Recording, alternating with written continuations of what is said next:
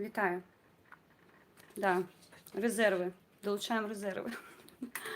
Сябри самі розповсюджуються, коли ласка, стрим, тому що після моєго розповсюду, мені здається, нешта відбувається таке вельми дренне.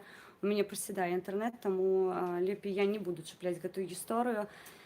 Давайте трошки зберемося, пару хвилиночок і запускаємося, тому що сьогодні буде важливий стрим. Сьогодні будемо шмат размаўляць пра тыя падзеі, якія адбываюцца ў Беларусі. Я прашу вас максімальна далучыцца да гэтага, таму што гэта все вельмі ўплывае на наше жыццё. І я нагадаю, хто я, хто яшчэ не ў курсе, таму што шмат людзей, аказваецца, яшчэ не знаёмы са мной прыватна, таму часткова нагадаю, кім я з'яўляюся, з якой мэтай я працую, чаму беларускамоўны канал. І увогуле я вельмі рада буду бачыць новых людзей, таму гэта вельмі важліва. Падабайка, распаўсюд, і не забывайце пакідаць каментары, таму што ад каментароў залежыць, ці трапляе відэа ў топ. Я нагадваю, што за рахунак таго, што ў мяне не працуе манетызацыя, мае відэа не залетаюць. Потым толькі шматочкамі я атрымліваю паведамленне, што вось гэты шматочак з відэа жадана неяк выразаць, надаць у сеткі, то бок тэхнічна гэта зараз вельмі ўсё цяжка, таму лепей, калі гэта ўсё адбываецца онлайн, і людзі, што называецца, трымаюць са мной сувязь вось тэт-а-тэт, хвіліна ў хвіліну, таму што вітаю, Джек Стэллер, шчыра дзякую, таму што навіны ў Беларусі, яны вельмі зараз дынамічныя, з розных крыніц прылетаюць розная інфармацыя. Я хацела бы параіць, па-першае, беларусам на зямлі.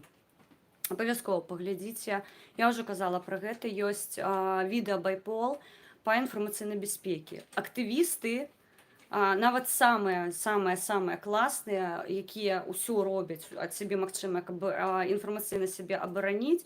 Ну, напрыклад, мы ведаем Міколу, нашага сябра, Мікола Дзедок, якой сам надаваў парады, і, на жаль, адбылося так, што яго ўсё роўна неяк вылечылі, і на сённяшні дзень лёс нашага сябра невядомы, і я хацела бы таксама тут звярнуць увагу на самую, напэўна, важлівую тэму.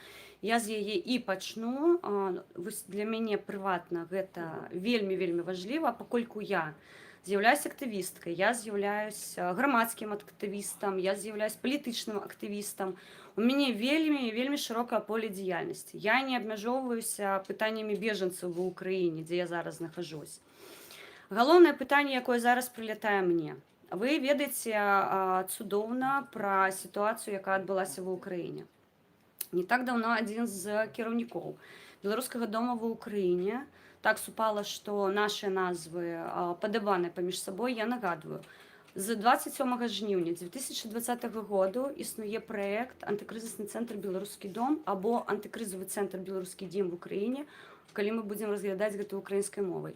Гэтыя две арганізацыі зарэгістраваны як дабрачынныя фонды ва ўкраіне, і яны ідуць пад эгідай грамадскага аб'яднання, якім я ўжо прыватна кірую, ГО «Правадзеюць». Гэта ўсеагульны праект, ён беларуска-украінскі. Антыкрызісныя цэнтры – гэта для нас рэзервныя пляцоўкі, якія мы свайго часу з Олексай, маім кампаньёнам, вырашылі у выпадку, калі у нас не будзе магчымасці кантактаваць з дыяспарамі, альбо мы будзем прасідаць па рэсурсах, скажем так, для рэлакантаў, тому што ў той час вельмі вялікая колькасць рэлакантаў, гэта 2020 год, пачатак 2021 году, велічэзная колькасць рэлакантаў ехала, і мы былі, скажем так, у сітуацыі, калі у нас быў вельмі абмежаваны бюджэт, але, нягледзячы на ўсе прыпоны, з якімі мы сутыкаліся ў той час, дзякуючы нашым дыяспарам, я шчыра ніжэйшы ўклон нашым сябрам, якія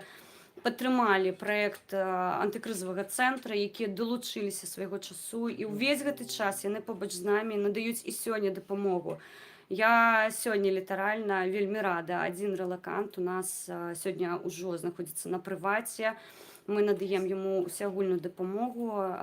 Я спадзяюся, хутка мы з ім выйдзем у эфір, і вы даведаецеся, якім чынам антыкрызісны працуе ва ўкраіне.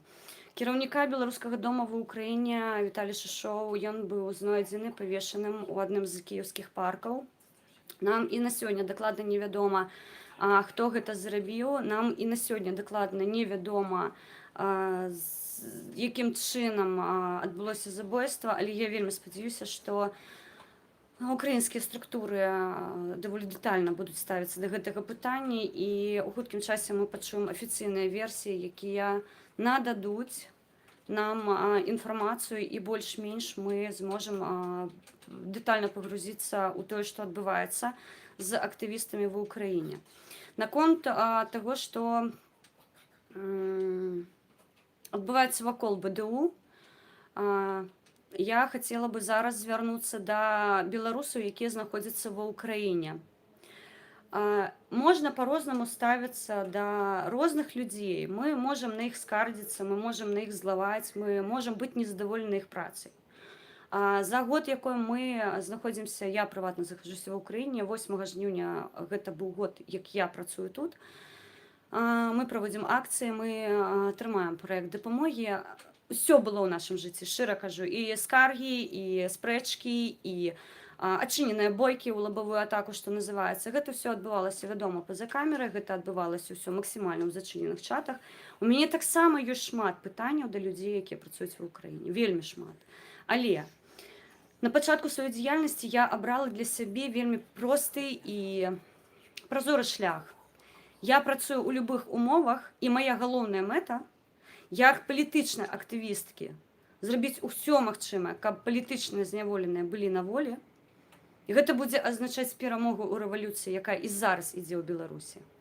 І ў рамках антыкрызіснага цэнтра «Беларускі дом», не звяртаючы ўвагу ні на што, мы абралі шлях проста працаваць. Нас палівалі брудам, нас абвінавачвалі ў нейкіх дрэнных схемах, бездаказана абсалютна. На сённяшні дзень аніводнай скаргі антыкрызіснаму цэнтру «Беларускі дом» ад рэлакантаў не прыйшло. І не ад рэлакантаў таксама не прыйшло.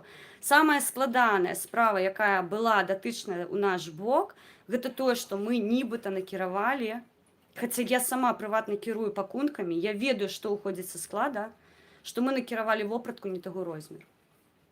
Но калі мы за год вінаваты толькі ў тым, што на кагосьці не налезлі штаны, я лічу, што мы працавалі вельмі добра, таму што тысячы людзей атрымалі дапамогу. Як юрыдычнага характару, матэрыяльнага характару, гуманітарную дапамогу, дапамогу з жытлом, дапамогу з пакетамі харчавання.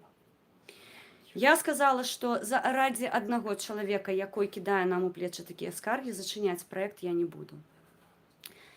Я заклікаю зараз усіх беларусаў, якія знаходзяцца ва ўкраіне. Я падкрэсліваю гэта. Да, у нас шмат пытанняў адзін да аднаго. Да, у нас ёсць паміж сабой спрэчкі. Да, мы незадаволеныя працай іншых людзей, там, што нам падаецца, што яны працуюць менш за нас, і мы чакаем, што яны будуць працаваць з тым жа водгукам, з якім працуем мы самі. Я заклікаю вас адпавядаць і адказваць за сябе.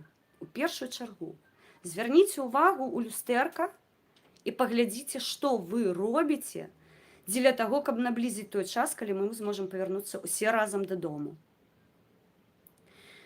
Я астатні час назіраю вельмі шмат інфармацыі ў розных сетках, якая кранаецца беларускага дома ва ўкраіне. Яна разнасортная. Я бачу як словы падзякі ў іх адрэсу, так і словы незадавальнення іх дзеяльнасцю. Давайте будзем аб'ектыўнымі. Ва ўкраіне адбылося жудаснае забойства. Галоўная мэта наша зараз даведацца, хто гэта зрабіў і з якой мэтай, галоўнае. Таму што калі забілі аднаго актывіста, аўтаматычна пад пагрозу знішчэння трапляюць усе актывісты, якія знаходзяцца на тэрыторыі Украіны. Пад словам актывіст я разумею кожнага чалавека, які так або інакш хоча змяніць сітуацыю ў Беларусі. Літаральна мне прыходзіць паведамленне пра тое, што неабходна заклікаць да нейкіх радыкальных дзеяў. Я звяртаю ўвагу, што пакуль я прыватна не стала побач з людзьмі, якія гатовыя кідаць камяні, заклікаць да кідання камянёў я не буду. Гэта прынцыповая пазіцыя, якую я агучвала не адзін раз. Таму, калі вы лічыце неабходна чарговы раз кінуць смецце, бруд у адрэсу іншай ініцыятывы, першае, што задайце сабе пытанне, што вы зрабілі дзеля таго, каб такая сітуацыя не адбывалася, і па-другое, Я хотела бы нагадаць, вы перашкаджаеце і вельмі наносіце вялікую шкоду тым структурам, якія займаюцца беларускім пытаннем. Таму што ідзе поток велічэзны, як карыснай інфармацыі, так і дэзінфармацыі. Гэта вельмі шкодзіць нашай працы. Неймаверна. Я была каля амбасады і бачылася з Бажэнай. Я не ведаю прыватна гэтую дзяўчыну. Я ніколі з ёй не сустракалася і ніколі з ёй не камунікавала. Але шчыра кажу, акрамя пачуцця таго, што неабходна знайсці забойцу і падтрымаць яе, я нічога не адчувала. Я абсалютна шчыра падышла да абсалютна незнаёмага мне чалавека і выславіла свае пачуцці. Я прапаную зрабіць гэта кожнаму беларусу, якой знаходзіцца ва ўкраіне. У нас зараз не час скардзіцца адзін на аднаго. У нас зараз не час спрачацца паміж сабой, хто круцее. Гэта мне вельмі нагадвае стальныя яйкі. Вось у каго яны больш і у каго яны мацней. Вам не цягне? Супакойцеся, спыніцеся. У нас ёсць тут чым займацца. У нас кожны дзень прыязджаюць людзі. У нас кожны дзень прыязджаюць людзі, якім тэрмінова неабходна надаць дапамогу. Нашы рэсурсы абмежаваныя. Нашыя дыяспары, я разумею, гэта гучыць вельмі клёва і класна. Нам дапамагаюць дыяспары. Я хацела бы звярнуць увагу. Дыяспары гэта звычайныя людзі, якія працуюць і ад сябе шматочак адрываюць дзеля нас. Яны не крадуць грошы, яны не збіраюць фонды, яны не фармуюць нейкія рахункі, на якіх акумулююцца кошты, яны вырашаюць, колькі яны накіруюць нам. Гэта людзі, якія працуюць за мяжой і адсотак свайго прыбутку надаюць вам, рэлакантам, якія знаходзяцца ва ўкраіне. Гэта нашыя дыяспары. Я яшчэ раз падкрэсліваю, антыкрызісны цэнтр, беларускі дом ніколі не фарміраваў фонд. Мы ніколі не збіралі на сваіх рахунках кошты і не падзялялі так, як нам бы хацелася. Гэта выключана ў рамках праекта з самага пачатку. Уся дапамога надаецца крапкава. Чаму гэта важліва? Таму што вы можаце стаць тым донейтарам, тым спонсарам дапамогі, якой можа надаць крапкава падтрымку іншаму беларусу, якой сюды трапіў. Гэта розная дапамога. Ад псіхалагічнай падтрымкі проста пагутарыць з чалавекам па тэлефоне, супакоіць яго і сказаць, што ўсё добра, ты ў бяспецы, ніхто табе тут не нашкодзіць. Вы можаце з'ездзіць за падгузкамі для дзяцей. У мяне была сітуацыя, калі о першай гадзіне ночы я шукала чалавека, якой бы з'ездзіў у аптэку, таму што ў нас была жудасная алергія ў дзіцёнка, і дзіцё літаральна проста ад болю сыходзіла з глузду. Розныя сітуацыі. Вы можаце ставаць у любую хвіліну вось той часцінай дапамогі, якая нам зараз так патрэбна. Незалежна ад таго, ці з'яўляецеся вы валанцёрам, ці не з'яўляецеся. Накіруйце сваю энергію на гэта. Смецці і бруд – гэта хайп. Хайпаваць на смерці Віталі Шишова я не збіралася, не збіраюся і не раблю гэтага зараз. Я афіцыйна замаўляю, што ва ўсіх інтэрнэт, СМІ, фізічных СМІ я не давала каментары дрэннага характару адносна таго, што адбылося ў Кіеве. Я не палівала брудам суполку, якая па меркаваннях некаторых або надае дапамогу, або не надае дапамогу. Я лічу, што ў нас манаполіі на дапамогу не існуе. І ўсе тыя, хто займаюцца прапагандай таго, што мы самыя крутыя, а вы там нешта не то робіце, гэта проста смешна. Я лічу, што кожны беларус за мяжой, у кого ёсць магчымасці дапамагчы, павінен гэта рабіць. Таму што гэта нас аб'ядноўвае. Такім чынам мы чуем адзін аднаго. Беларускі дом, наш беларускі дом, кожную гісторыю, а іх больш за 1000, пражывае разам з рэлакантамі. Гэта цяжка. Вы не ўяўляеце, у якім псіхалагічна цяжкім стане знаходзіцца валанцёр. Прыватна я, тая, хто выслухвае слёзы, боль. Я жыву з імі, я прахажу за імі акрэсціна, я прахажу за імі жодзіна. Кожную крымінальную справу, кожную адміністратыўную справу, боль кожнага дзіцёнка, смех кожнага дзіцёнка. Я прашу беларусаў ва ўкраіне, па-першае, Не патрэбна дыскрэдытаваць ініцыятывы, якія неяк надаюць дапамогу. Не трэба мерыцца стальнымі яйцамі, хто круцей. І проста праявіце спачуццё да тых, хто апыніўся ў вельмі страшнай і складанай сітуацыі. Якія б у мяне не былі стасункі з беларускім домам ва ўкраіне, акрамя жаху і спачуцця, у мяне да іх зараз нічога няма. Усе разборкі, якія будуць калі-небудзь, магчыма, я не магу гэта выключаць, я не магу гэта прыпускаць. Яны будуць потым. Зараз не час. Таму што гэта бесчалавечна. У такой сітуацыі нападаць на актывістаў. Я вас вельмі прашу, пачуйце мяне, калі ласка, і перанакіруйце сваю энергію на тых, каму так зараз патрэбна наша дапамога. Я вас вельмі прашу. Мы цягнем з зямлі вельмі цяжкія, складаныя кейсы. Потым яны з'яўляюцца ў СМІ. Потым яны распавядаюць, што яны ў бяспецы і з імі ўсё добра. Мы ніколі не ўдаваліся ў дэталі таго, як мы гэта робім. Але можаце паверыць мне на слова. Гэта вельмі, вельмі, вельмі складана ў тых умовах, у якіх мы апыніліся. Але мы гэта робім, рукі не складаем. На сённяшні дзень ёсць пагроза мне, прыватна, і маём дзецям. Але мы працуем, не гледзячы ні на што. Мы звычайныя валанцёры. Мы не атрымліваем зарплату. У рамках праектах дапамогі, я яшчэ раз падкрэсліваю, у нас няма фонда. Усе бухгалтарскія юрыдычныя пытанні мы зачыньваем самастойна. У нас няма рэсурсу, якой бы мы зараз накіравалі на разгляданне гэтых пытанняў. Усе справаздачы, якія робяцца намі. Усе справаздачы, якія падаюцца ў дзяржаўныя органы, таксама падаюцца намі прыватна. Мы не далучаем спецыялістаў да нашай працы. Вы можаце ўявіць, якой аб'ём працы на нашых плечах. І калі я чарговы раз чытаю наступны срач у нейкім чаце, вам не сорамна? Мабыць, вы паглядзіце мне ў вочы і скажаце: Алена, чым мы можам табе дапамагчы? Мабыць, неабходна кагосьці сустрэць у Барыспалі, даехаць да Барыспаля. Мабыць, камусьці неабходна з'ездзіць, купіць дзіцёнку падгузкі або проста падтрымаць маральна. Пачуйце мяне, калі ласка. Кожны з вас можа быць валанцёрам. Калі вы не хочаце дапамагаць, калі у вас няма такой магчымасці, не перашкаджайце працаваць нам. Не займайце наш час на гэтай срачы ў чатах. Я не хачу гэтага чытаць. Гэта не карысная для мяне інфармацыя.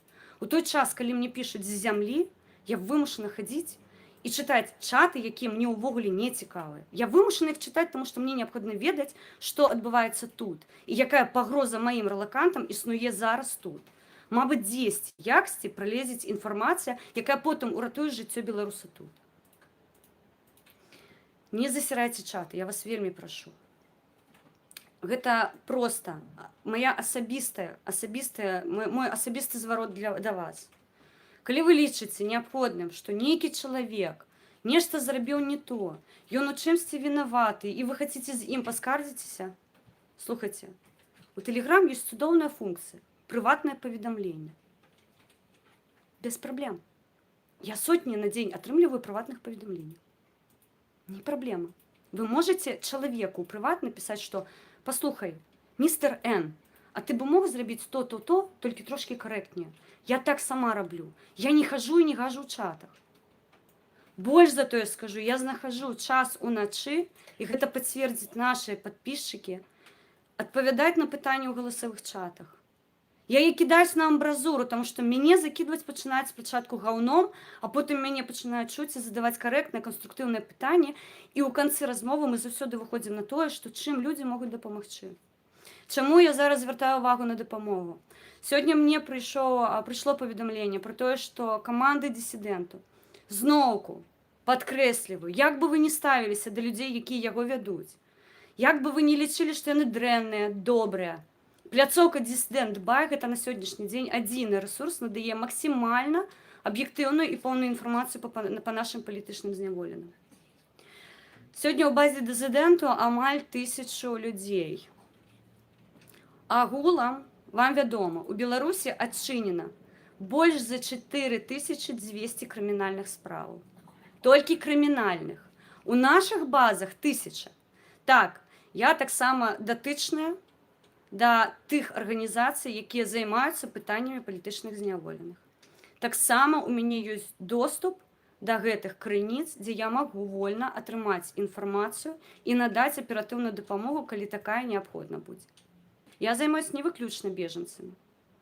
Таму зараз я плаўна перахожу да дысідэнту. Сёння каманда Dissident By накіравала ліст, якой мне прыватна разарваў душу, таму што з дапамогай гэтай крыніцы і таксама вясны, якая публікуе афіцыйна вызнаных палітычных зняволеных, у нас была магчымасць надаваць дапамогу на зямлю тым сем'ям, тым зняволеным, якія зараз знаходзяцца там.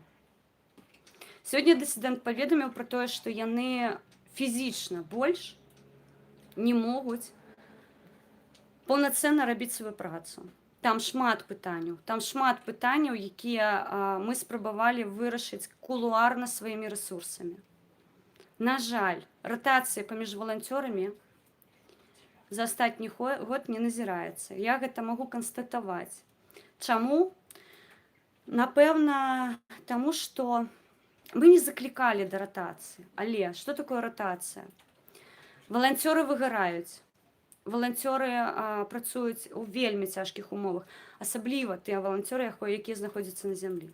Кожны дзень тыя, хто на зямлі, рызыкуюць жыццём. У прамым сэнсе гэтага слова.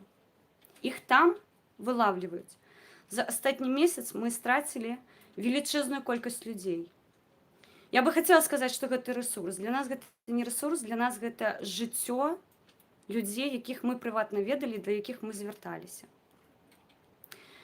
Я прашу вас максімальна падтрымайце зараз Dissident By. Чаму гэта важліва?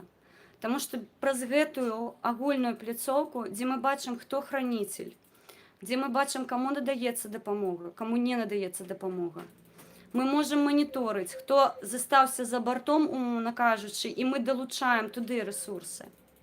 І хто атрымлівае шмат дапамогі і карыстаецца. На жаль, і такія ёсць, хто карыстаецца вось тым становішчам, што ў яго ёсць палітзняволены, і па ўсіх суполках збірае дапамогу.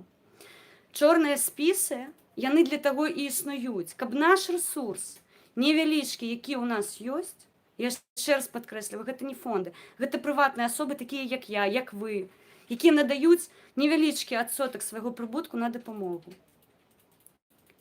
Мы выключаем выпадкі злачынства, мы павінны весці чорныя спісы і надаваць па злачынцах інфармацыю. Таму што яны забіраюць рэсурс ад тых сямей, якім зараз неабходна тэрмінова надаць дапамогу.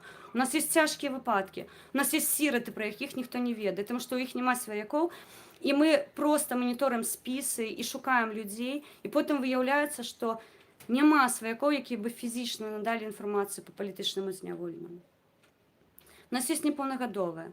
У нас ёсць хворыя на онка, у нас ёсць хворыя, якія знаходзяцца за кратамі, і мне надаецца медычная дапамога. Пра іх мы таксама ведаем. Але я яшчэ раз нагадаю, у нас толькі 1/4 ўсіх палітычных зняволеных. 1/4.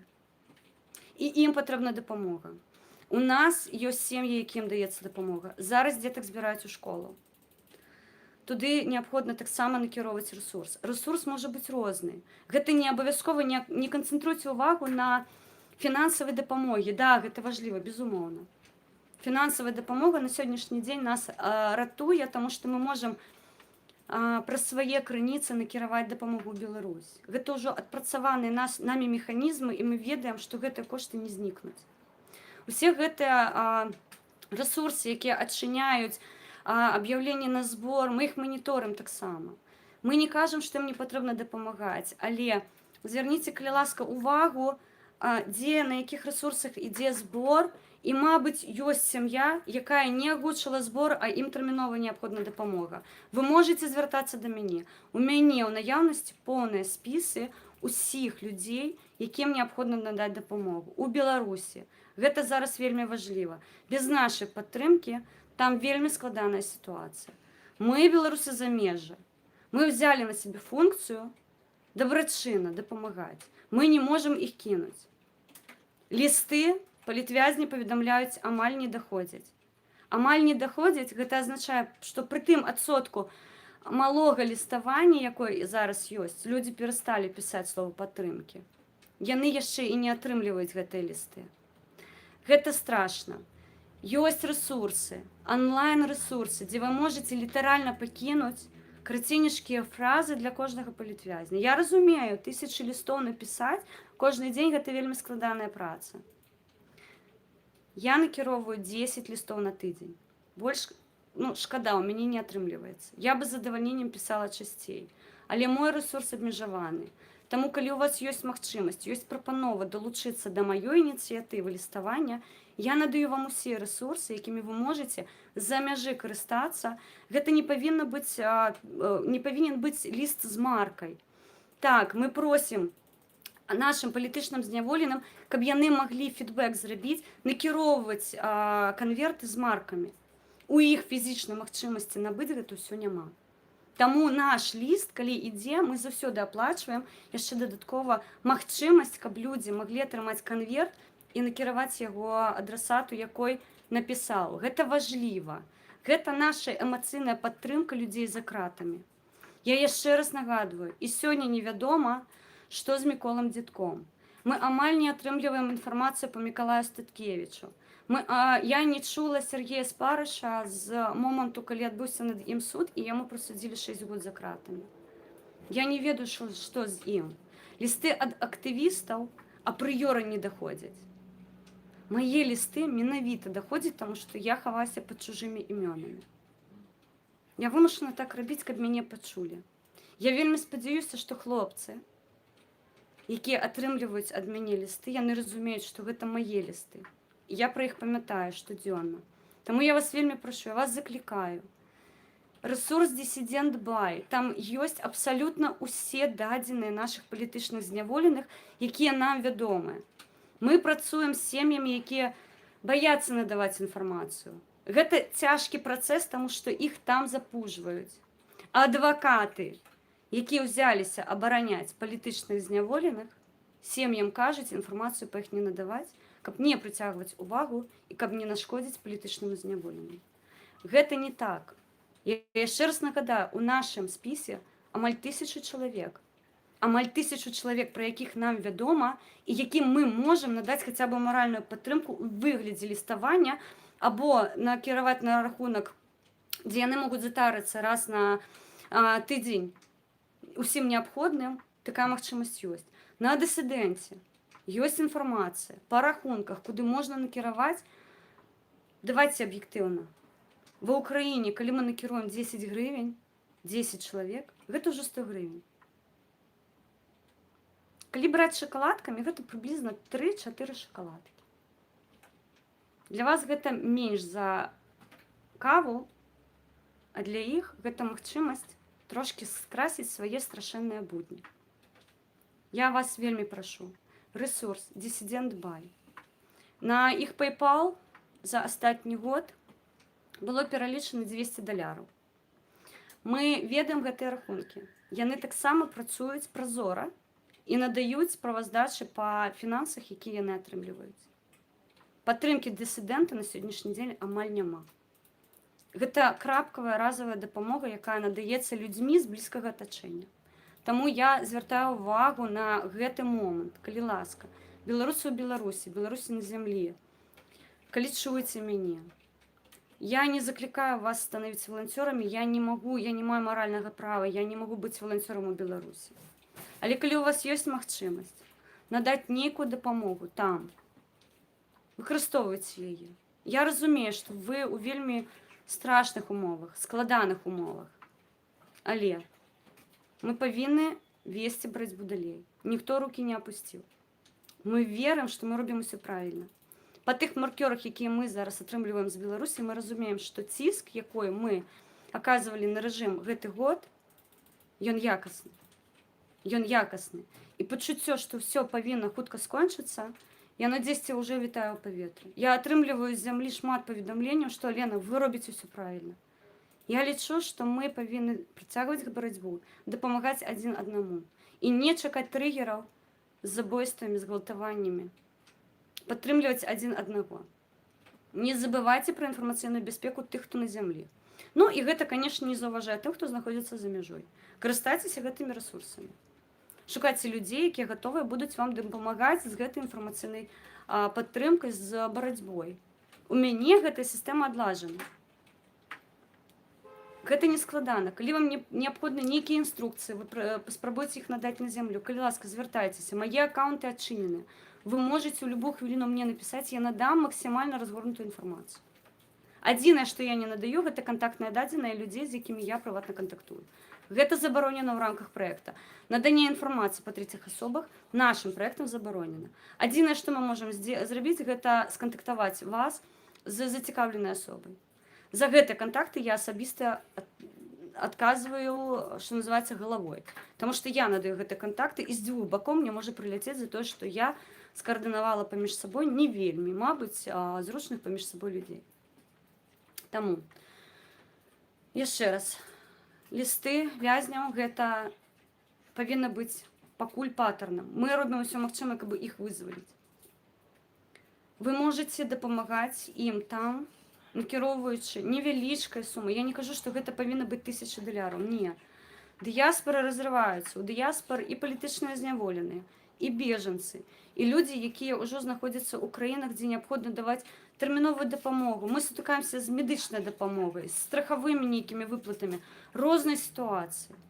Мы спрабуем надаваць дапамогу паўсюль. Да, мы абмежаваны, але мы робім усё магчымае, каб як можна больш далучаць людзей да гэтай актыўнай грамадскай пазіцыі, да гэтай вялікай сям'і беларускай, дзе ёсць грамадскія дзеячы, якія кожны ад сябе, як можа, працуюць. Калі вы можаце накіроўваць лісты, напішыце мне, я надам вам рэсурсы, мы будзем рабіць гэта разам. Мы не пішам шаблоны, мы пішам, як думаем. Я не надаю вам нейкія патэрны. Вітанне, Мікалай Статкевіч, мы па вас сумуем, мы хацелі бы хутчэй вас пабачыць на волі. Я не кірую вамі, але калі вам неабходна наша інфармацыйная падтрымка, вам неабходна надаць адрэсы, нешта яшчэ, калі ласка, звяртайцеся. Я яшчэ раз скажу, мае рэсурсы 24 гадзіны адчыненыя. Я не хожу ў адпустку, у мяне няма абеду, ну і ўначы я час ад часу дазваляю сабе трошкі паспаць. Бывае такое, што я адказваю праз некалькі гадзін. Гэта адзіны мінус у маім жыцці, што я не магу кругласуткі проста маніторыць свой тэлеграм. Пішыце ў тэлеграм. Зараз на сённяшні дзень у рамках праекту формы мы амаль не карыстаемся, таму што людзі ўжо ведаюць нас. І дзякуй, што вы пішаце ў тэлеграм напрамую, што нам няма патрэбна апрацоўваць некалькі рэсурсаў адначасова. Гэта вельмі эканоміць наш час. Таму, зямля, я звяртаю зараз да вас. Складаная сітуацыя. Я ведаю, што вы мяне глядзіце. Я шчыра дзякую вам за тое, што вы знаходзіце час пісаць і паведамляць пра тое, што у вас адбываецца. Мы стараемся распаўсюдзіць інфармацыю максімальна тэрмінова. Я вас заклікаю, вы ўсё робіце правільна, але, калі ласка, турбуйцеся за сваю інфармацыйную бяспеку. Я вас вельмі прашу, па-шабуцкаму, не здымайце свае відэа каля дарогі. Не карыстайцеся тэлефонам у крапках, дзе вас могуць дзесьці пабачыць, зафіксаваць. То бок, двуэтапную аўтэнтыфікацыю ніхто не адмяняў. Паставце паролі. Паставце кнопкі тэрміновага выкліку. То я ўжо проста, я ўжо стамілася казаць, але зноўку нагадваю. Кнопка тэрміновага выкліку паведамляе чалавеку, якога вы указалі у сваім тэлефоне кантактнае лицо, пра тое, дзе вы знаходзіцеся, і надае вашу геалакацыю. Гэта важліва. Некалькі людзей мы ўратавалі, таму што мы своечасова атрымлівалі інфармацыю з зямлі, дзе знаходзіцца чалавек. І мы маглі тэрмінова, аператыўна надаваць інфармацыю туды, каб людзей хаця бы ведалі, што ён жывы, і ведалі, куды яго адвезлі. Таму на зямлі трымайцеся, санкцыі, хаця шмат там хто крычыць, што яны не працуюць, але, як практыка паказвае, у рэжыма пукан падрывае па поўнай праграме, і тыя вырадкі, якія зараз даюць тэрміны нашым людзям, і гэта наступная тэма, якую я бы хацела зараз зачапіць, яна кранаецца Степана Латыпова, якой не пабаяўся, як і Мікола Дзядок, распавесці пра катаванне падчас судовага паседжання. Степан Латыпаў – гэта той хлопец, якой насіў кветкі на Камароўку, калі дзяўчаты стаялі. Степан Латыпаў – гэта той хлопец, якой спрабаваў скончыць жыццё самагубствам і Я не магу сказаць, што я радуюсь тым абставінам, што ён гэтага не зрабіў. Увогуле дрэнна, што ён прыпусціў такую думку, што яму там будзе лепей, чым за намі. Я не магу напрамую звярнуцца да Сцепана, але зраблю ўсё магчымае, каб ён адчуў падтрымку нашую. Той Сцепан Латыпаў, якой не пабаяўся у падрабязнасцях расказаць, распавесці, з чым ён сутыкнуўся падчас яго затрымання. Гэта Сцепан Латыпаў стаяў падчас знішчэння мурала діджэем на плошчы Перамогі. Плошчы Пераменаў, прабачце. Гэта ўсё ён. Я ганаруся нашымі героямі, і сёння аднаму з нашых герояў нелегітымны суддзя, гаўно, шчыра кажу, абсалютны мужик у сукені, якой пахне як дрэнная, ванючая, смярдзючая карычневая субстанцыя, прасудзіў 8,5 год зняволення. Я ўпэўнена, што Сцепан столькі не прабудзе за кратамі, таму што рэжымным псам насамрэч засталося не так шмат, як яны лічаць. І кожная паскуда, якая зараз уверавала ў сваю вседазволенасць, будзе пакарана. Гэта абсалютна відавочна. Я хацела бы нагадаць некаторым з іх, хто будзе мяне глядзець, што гэта мы пісалі судовыя паседжанні. Гэта мы фіксавалі вашае прозвішча. Гэта мы фіксавалі ўсё тое, што адбываецца падчас суду яшчэ задалёка да падзей 9 жніўня. Уся гэта інфармацыя ёсць і храніцца ў архівах Народнай грамады. Гэта наша судовае паседжанне, дзе вы незаконна абвінавачвалі нашых актывістаў у нібыта нейкіх справах, дзе яны парушылі закон. Даказаць, што гэта ўсё сістэмна і што гэта спрамованыя акцыі супраць народу Беларусі, нам не будзе аніякай праблемы.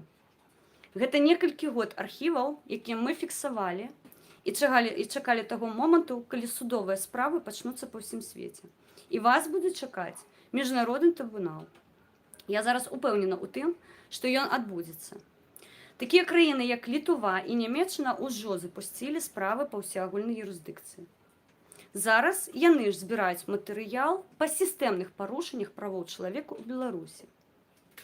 Калі чорнашмотачнікі або мужыкі ў сукенях лічаць, што іх дзеяльнасць будзе ацэньвацца выключна з даты 9 жніўня, я перадаю вам вітанне. Таму што вашыя справы будуць разглядацца спачатку нелегітымнай улады. Я нагадаю, рэферэндум 1996 года быў прызнаны незаконны. І з гэтай даты мы лічым уладу Лукашенка нелегітымнай. Я датрымліваюсь канстытуцыйнага строю 1994 года з пераходным перыядам. У камандзе Народнай грамады гэтую пазіцыю вызначылі як малая канстытуцыя з пераходным перыядам. Гэтай пазіцыі я датрымліваюсь, і гэтую пазіцыю я буду лабіраваць і далей. Таму кожная паскуда, кожны вырадак, я проста не хачу мацюкацца і дыскрэдытаваць сваё светлае імя і ставіць яго побач з вашымі курвячымі імёнамі. Кожны з вас знаходзіцца ў папачцы, вы ведаеце каго. Зараз вас павскрывалі як кансервы. Зараз вашыя прозвішчы гуляюць па ўсіх сетках. Што такое сеткі? Правільна, сеткі – гэта нашы архівы. Канешне, мы вымушаны таксама чытаць вашыя справы і фіксаваць іх у нашых папках. Таму кожны з вас не будзе забыты. Таму кожнага з вас мы перадаем вітанне суддзям, губазікам, прыдуркам, якія зараз лічаць, што яны з развязанымі рукамі. Вы настолькі неразумныя, я зараз канстатую факт, вы дэбілы. Таму што гэта вашы супрацоўнікі, ідыёты, з рацыямі стаяць каля нашых лакацый, і мы іх здымаем. Гэта вашыя прыдуркі паляцца, што яны гаўнакамандавача шалкі. Таму па ўзроўню інтэлектуальных магчымасцей, мне здаецца, апазіцыйныя сілы тут выйграюць і з вялікім адсоткам. Таму я прыватна, колькі ў мяне атрымаецца сілаў, часу, буду рабіць усё магчымае, каб кожнае вашае прозвішча, каб кожная ваша справа, незаконнае дзеянне было пакарана. у будь-якой краіне. Тое, што вы не зможаце выехаць за мяжу Беларусі, гэта мы можам вам гарантаваць. Зараз фарміруюцца спісы невыязных, і вашы прозвішчы там фігуруюць. Калі вы пра гэта не здагадваліся, я вас вітаю. Вы фіксуеце нас у Інтэрпол, беларускія дыяспоры, я нагадаю, па ўсім свеце. І тут мы маніторым, хто заязджае на тэрыторыю нашай краіны, і мы лічым, што вы прадстаўляеце для нас пагрозу. І мы бы не хацелі вас тут бачыць. І мы будзем усё рабіць магчымае, каб вы тут не з'явіліся. А ў Беларусі вас чакаюць, безумоўна, суды. І не толькі беларускія, міжнародныя суды, таму што вы парушылі міжнароднае права. Вы тэрарысты. Тэрарыстаў садзяць і судзяць. Вось і ўся гісторыя. Услуг-Рашку нехай цікаюць. Слухайце, Услуг-Рашка гэта, вось на мой прыватны погляд, гэта тая гісторыя, калі, мабыць, і добра, што спачатку адпрацоўваць у Беларусі, а потым гэта ўсё пераходзіць плаўна ў Рашкастан, да фашыстаў, да... Правільна учора скінулі рашысты. Ёсць рэжымы рашысты, лукашысты. Гэта абсалютна, на мой погляд, па Вікіпедыі, яны тэрарыстычныя рэжымы, і іх неабходна ставіць на месцы. Так што Сцепана Латыпова і тых 4200, якія нам вядомы, яшчэ той адсотак, якой нам не вядомы, 4200 гэта толькі вядомыя нам крымінальныя справы, яшчэ шмат, якія невядомыя, але гэта ўсё будзе трошки пазней разглядацца, таму што, як паказвае практыка, людзі, якія выязджаюць за мяжу, надаюць паказанні ў поўным аб'ёме, таму што яны знаходзяцца ў бяспецы. Літва і Нямецчына, я нагадаю, зараз гэтыя доказы збіраюць і запускаюць судовыя справы. Таму, дзе б не хаваліся, ну, калі яны хочуць быць на Рашкі, слухайце, я толькі за. Я толькі за. Нехай валіць, валізы сабралі, папензлювалі, пакуль адчыненымі за мяжа на Рашкі. Адзінае, што мяне вельмі рассмешыла, і я не зразумела, чаго спынілі. Там былі людзі з гэтых умоўных іракскіх мігрантаў, якія пажадалі заехаць на Рашкастан. А навошта вы іх прыпынялі? Неабходна было іх пусціць туды, слухайце, нехай яны там жывуць у шчасці абсалютным. Якія праблемы? Яшчэ раз нагадваю, мае даражэнькія сябры. Першае, пратэст не заглохне, пакуль Лука не здохне. І па-другое, імперыя павінна пасці. Мы будзем рабіць усё дзеля гэтага. Няўжо вы думаеце, што мы прабачым забойствы Тарайкоўскага, Сашы Віхора, якой паміраў вельмі страшна. Я не прабачу вам ніколі гэтага. Я не прабачу вам ніколі Міколу Статкевіча. Я ніколі не прабачу вам Сергея Спарыша. Я ніколі не прабачу вам маіх дзяцей за мяжой, якія вымушаны былі бегчы і хавацца. Чаму бегчы і хавацца, зараз распавяду. Ніхто не забыты, нішто не забыта. Мы пакаленнямі зараз перадаем інфармацыю. Ужо зараз мае дзеці ведаюць, што адбывалася ў Беларусі. У мяне пытанне. Ці прыедуць, калі яны ў Беларусі, яны не будуць шукаць тых, хто вінаваты ў тым, што яны былі ў выгнанні такі доўгі час. Яны не бачылі сяброў. Яны не бачылі сваіх сваякоў. Яны не бачылі сваю сабаку, 2 катоў, якія зараз знаходзяцца з маёй сям'ёй. Усяго гэтага іх лішылі. Я вымушана была забраць сваіх дзяцей, таму што ім была фізічная пагроза знішчэння. Я гэта прабачу? Не, ніколі. Я нагадаю, габрэі і па сёння кожны дзень нагадваюць пра Халакост. Яны правільна робяць. Усе пакаленні павінны ведаць, колькі крыві каштавала воля, каб больш ніколі гэта не паўторвалася. Я гляджу, як запускаюцца чарговыя ступені на фальконах і разумею, што ў маёй краіне гвалтуюць людзей. Што ў 21 веку у цэнтры Еўропы генацыд. Генацыд, якой скончыўся, мы так думалі, амаль 100 год таму. Но, слухайце, гэта не зрабілі вынікаў, таму, пакольку над цалком не было Нюрнбергскага працэсу, гэты працэс будзе, ужо не Нюрнберг, канешне, але люстрацыя татальная ў Беларусі проста крытычна неабходна. Кожная шалка павінна атрымаць тое, што яна заслугоўвае. Сёння вы далі 8,5 год Сцепану Латыпаву. Дык вось у дыяспарах ідзе прапанова гэты тэрмін для вас падвоіць з канфіскацыяй маёмасці. Гэта так, наўскідку, якое пакаранне вас чакае. Вы не проста будзеце сядзець. За кожную вашу ідзею прыйдзецца адказваць. Я, канешне, не ўпэўнена, што я гэта пабачу. Але ўсё, што ад мяне залежыць, дзеля таго, каб гэтыя працэсы былі запушчаны, мы будзем рабіць.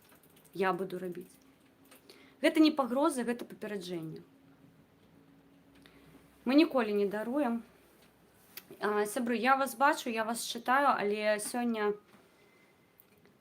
цяжкая сітуацыя, таму што таксама прыйшла навіна, і вось гэта яшчэ адна з тых тэм, якую я бы сёння хацела агучыць, нібыта АДКБ. Я хацела бы трошкі юрыдычных аспектаў. АДКБ – гэта арганізацыя аб'яднаных сілаў, вы ведаеце, з свайго часу там Туркменістан, Казахстан, калі не памыляюся, Азербайджан, рашысты і Беларусь аб'ядналіся ў такую вайсковую кааліцыю і тыпу павінны надаваць бяспеку адзін аднаму ў выпадку, калі адбываюцца нейкія вайсковыя дзеі. Зноўку звяртаюся на зямлю. Калі мы крычалі, што вашыя дзеці будуць, магчыма, гінуць не на сваёй зямлі, а дзесьці пад патранажам рашыстаў, якія будуць іх туды накіроўваць, яны не будуць рызыкаваць, адразу кажу. Тыя ублюдкі, якія зараз ваююць супраць Украіны з боку рашкі, ну, там бураты, якуты, ведаеце, такая элітная армія, самая-самая, такі спецназ, што называецца. Там я маскавітаў прыватна, ну, шчыра кажу, не назіраю, там усё неяк рэсурс падцягваюць з акупаваных зямель, якія знаходзяцца на рашкі. Я не ведаю, чаму беларусы палічылі, што іх гэта не кранецца. Мы пра гэта казалі 1500 разоў, але нас, як заўсёды, як тую апазіцыю, якая ніфіга не робіць 26 год, не чулі. Дык вось зараз вашыя дзеткі паедуць у рамках АДКБ нелегітымнага. Я яшчэ раз падкрэсліваю гэта. Печенье бурятов, там, так, Джек Стейлер, абсолютно згодна. Ваші дзеткі ў рамках АДКБ зараз паедуць так, Туркменістан абараняць. А там хто? Намекаць? Я не буду намекаць. Калі гэта не было зразумела, і вы так крычалі, у нас же сваякі на рашкі. Як мы можам адмовіцца ад сваіх? Гэтыя свае, мне вас пытанне. Вось у мяне таксама ёсць сваякі на рашкі. Я зараз праз сябе ім задам пытанне, а вы гэта спраецыруеце, калі ласка, на сябе. Вось мае сваякі на рашкі, скажыце мне, калі ласка, а вы гатовыя, каб мае дзеці з боку вашай краіны ваявалі супраць Украіны? Або мае дзеці, вось вашыя племяннікі, браты, ці згодны вы з тым, што яны павінны зараз ехаць і абараняць Туркменістан? Гэтае пытанне я задаю самастойна ад сябе, але, калі ласка, беларусы, задайце гэта сваім сваякам на рашкі. Я вам вельмі раю, і вы афігееце ад таго, што вы пачуеце. Таму што яны скажуць, гэта не мы. Мы гэтага не робім. Мы гэтага не кранаемся. І ўвогуле мы не галасуем. На пеньках подпісы самі сабой з'яўляюцца. Вы нармальныя, адэкватныя. Замест таго, каб інфармацыйна абараняць сваю краіну, вы ў дзёсны цылуецеся з тымі, хто адпраўляе вашых дзяцей ваяваць у іншыя краіны. Диссонансу няма. Именно поэтому я вымушена была забрать своих детей. Именно поэтому я вымушена была их отвезти в бяспечную краіну, где их тут не ставят с кулеметом, каля мяжы не кажуць стреляй. Ніхто ва Украине не может прымусіць моих детей ісці супраць украінцаў воевать. Як беларусаў. Наадварот, ім тут даюць бяспеку. А беларусы на тым баку з боку рашыстаў ваююць. Як так адбылося? Як так адбылося? Адкуль яны ўзяліся? Якое дачыненне беларусы з тэрыторыі рашкі маюць да Украіны? Або ў Сірыі. Сёння з Кабула украінскі самалёт ратаваў беларусаў. Украінскі самалёт надаў людзям магчымасць пакінуць тэрыторыю, якая зараз з'яўляецца небяспечнай. Я шчыра дзякую, нізкі уклон украінскай уладзе, украінскім структурам, якія падумалі над тым, што там нам, беларусам, небяспечна, і вывезлі нашых людзей у бяспечную краіну. У нас не пыталі, ці патрэбна ім там дапамога. Украінцы проста вырашылі, што нашы грамадзяне знаходзяцца ў небяспецы, таму што захопліваюцца талібамі землі, і яны вырашылі, прынялі рашэнне уратаваць грамадзян іншай дзяржавы. Украінцы ратуюць, а рашысты зараз адпраўляць будуць на вайну.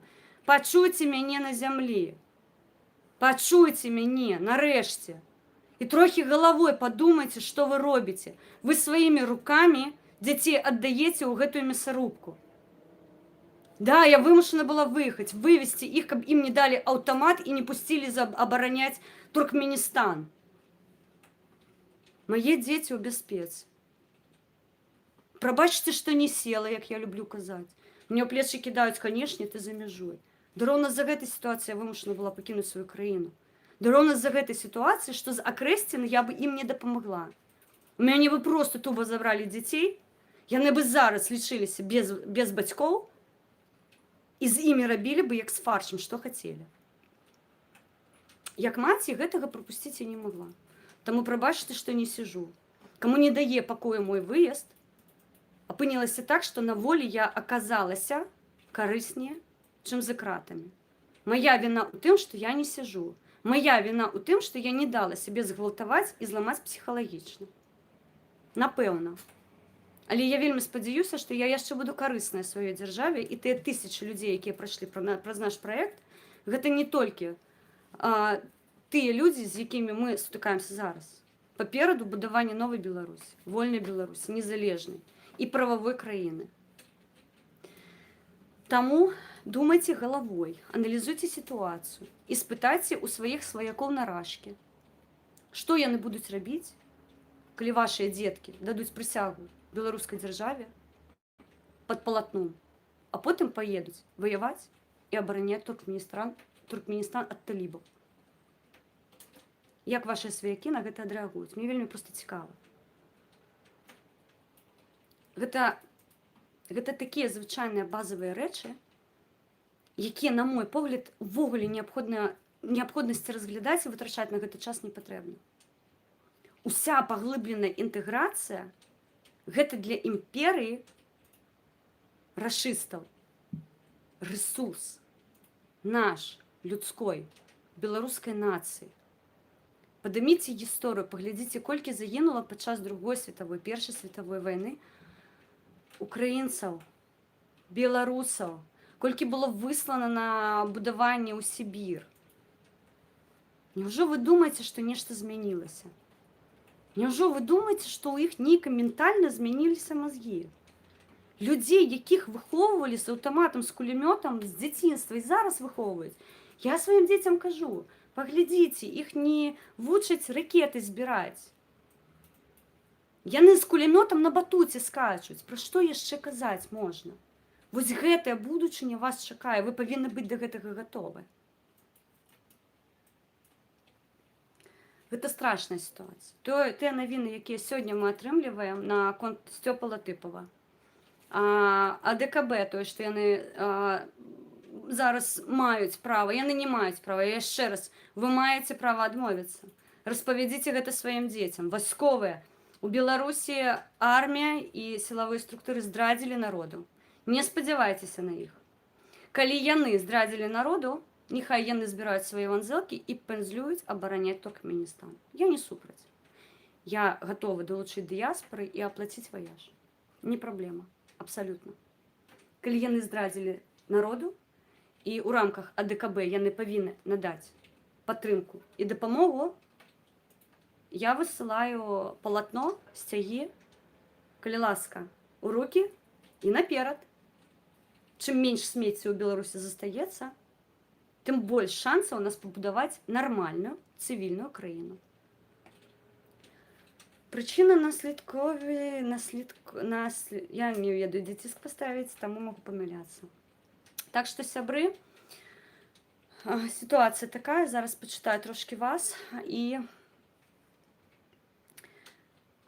подведу огульную, резюмирую, что называется, свой спіч. Ще раз згадаю, що головного було сьогодні. Ото Шеремета теж вальнули, ні, я, Джек Стеллер, не згодна з вами. Чому? Тому що, на мой приватний погляд, я ще раз, у мене немає доказів, як, щиро кажу, у мене абсолютно немає ніякої інформації по ситуації з Віталієм Шишовим. Просто я вельми далека від гэтага всього, я зайнята проектами і я не камунікую з вялікай колькасцю нават тых, хто ў Киеве знаходзіцца, то бок фізічна ў мяне не атрымліваецца гэта зрабіць. Не таму, што яны дрэнныя, не таму, што яны не камільфо для мяне, не, абсалютна не, а таму, што фізічна ў мяне часу на гэта, на жаль, няма. Але па справе Шеремета я ўпэўнена, што гэтая справа, яна вядомая. І я упэўнена, што вядома, хто гэта зрабіў. У нас проста няма такой інфармацыі. Але можа быць сітуацыя, пры якой зараз выкатываць гэтыя імёны, проста можа быць небяспечна. Я ўпэўнена, што па справе Шеремета ўжо ўсё даўным-даўно вядома. Як і я прыпускаю па Віталію Шишову.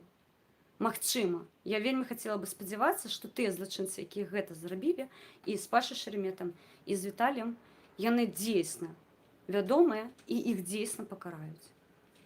Пакуль маем тое, што маем. Я яшчэ раз скажу, я датрымліваюсь абсалютна афіцыйных крыніц Украіны, не спрабую несці раздор у тыя сілы, якія зараз тут знаходзяцца, не дыскрэдытую абсалютна ініцыятывы і раблю ўсё магчымае, каб не нашкодзіць следству. То бок ніякіх сваіх меркаванняў на камеру, тым больш на камеру я не раблю, таму што я не ведаю, як юрыст, шчыра кажу, кожная версія павінна разглядацца, і я магу проста людзей збіць з толку. І яны вытрацяць купу часу на версію, якая, бязглуздая і не мае падставы. Тут я абсалютна шчыра кажу, пакідаю гэтае пытанне на кампетэнтныя структуры Украіны і спадзяюся, што я пабачу іх добрую працу, якую я назіраю доўгі час тут у Украіне. Хто мне кажа, што тут нешта дрэнна працуе, зараз не час, але я спадзяюся, будзе момант, калі я змагу вам распавесці, з чым я сутыкалася в Украіне ўвесь гэты час, увесь гэты год. І што з майго боку я назіраю, змянілася ва ўкраіне, тому што я нагадаю, я украінскага паходжання, я ездзіла ва ўкраіну вельмі часта, і на маіх вачах вось гэтая краіна зменьвалася. Таму я магу параўнаць тое, што было там 10 год таму, 20 год таму, і тое, што адбываецца зараз. Я бачу гэтыя кардынальныя змены. Мабыць, людзі, якія знаходзяцца тут пастаянна, у сілу вось гэтых абставін, што яны не бяруць гэта ў нейкім тэрміне, а проста сітуацыйна гэта разглядаюць.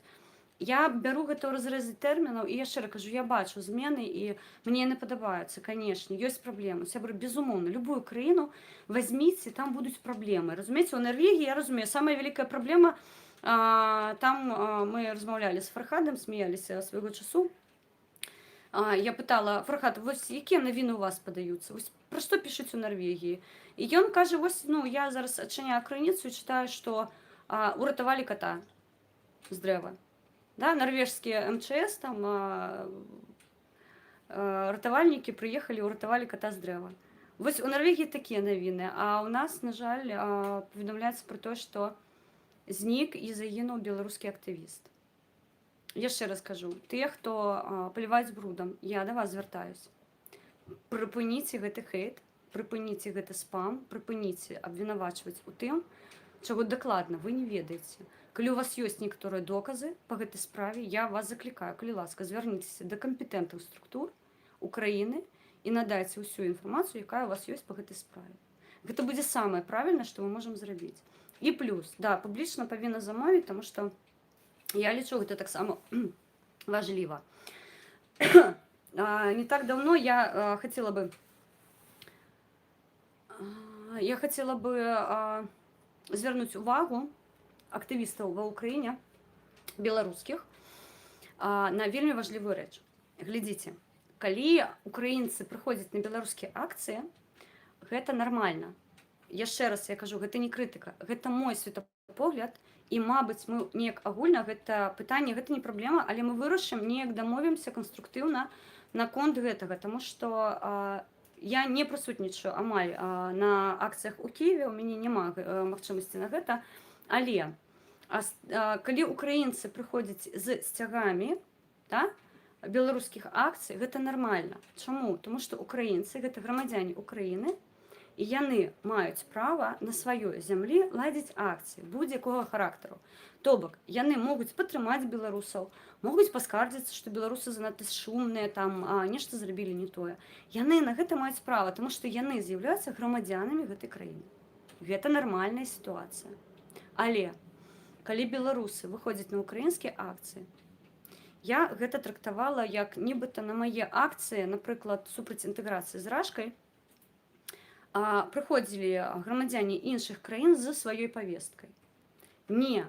Калі яны прыходзяць мяне падтрымаць, магчыма, інфармацыйна, не на плошчу, а інфармацыйна, я згодна. Мабыць, фізічны чалавек, не акцыя, не агіткі, прыходзіць падтрымаць кагосьці на акцыю. Беларусы могуць прыйсці падтрымаць украінцаў на акцыі, але забіраць павестку гэта роўна тое, што мы робім. Ну, вось акцыі Паўла Латушка, я яскравы прыклад. Калі ён спрабаваў змяніць павестку, я яму гэта, я не ведаю, ці у мяне атрымалася, не атрымалася, я не давала яму гэтага зрабіць. Таму што галоўная павестка гэта нашы палітычныя зняволеныя. Вось пакуль яны не на волі казаць, што мы перамаглі, у нас адбылася рэвалюцыя, нельга, людзі за кратамі. І калі мне кажуць, што галоўнае гэта адчыніць мяжу, а не надаць дапамогу, вызваліць, я лічу, што вы трошкі не правы. Я буду вас павяртаць у гэтае поле. Вы ішлі з гэтай павесткай на пачатку, вы сказалі, што вы з беларускім народам, што вы падтрымліваеце ўсеагульную павестку, гэта вызваленне палітычных зняволеных, гэта праведзенне новых выбараў і гэта пакаранне ўсіх вінаватых. І калі я бачу, што выходзіць з павесткай не гэтай тройкі, а адчыніце мяжу, каб беларусы маглі выехаць, я гэта спыняю, як магу. Публічна, з варотамі, крыкамі, топаннем нагамі, як у мяне атрымліваецца. Вось гэта роўна тая сітуацыя, калі беларусы прыходзяць на ўкраінскія акцыі з сваёй павесткай. Я згодна з імі, што гэтае пытанне неабходна агучваць. Так, па Віталю шмат пытанняў. Ёсць пытанні па перасячэнню мяжы сузасноўніка. Але калі мы хацім бачыць нашу краіну дэмакратычнай, давайце будзем у дэмакратычным полі. Я не кажу, што выхад на акцыі гэта дрэнна, але забіраць з украінскага пытання павестку на сябе так нельга рабіць. Украінцы выйшлі з сваёй павесткай. Тут з'яўляюцца беларусы і фізічна забіраюць павестку ў іх. Сябры, мы тут госці, я нагадаю трошкі. Нельга так рабіць. Гэта ўсё роўна, што вы прыйдзеце, я скажу банальна, вы прыйдзеце на вяселле з пахаронным венком і скажаце, што ў вас сёння траур. Гэта, мабыць, не вельмі карэктнае параўнанне, але я яго бачыла іменно так. Я вас заклікаю, калі ласка, калі вы хацеце падтрымаць украінцаў, падтрымайце. Я толькі за, я сама буду прысутнічаць пры гэтым. Няхай не фізічна, але інфармацыйна 100%. Але забіраць у украінцаў павестку іх і перамыкаць яе на беларускую, давайте працаваць у прававым поле. Я згодна. Я з вами згодна. Але давайте дамовімся гэта неяк рабіць па-іншаму.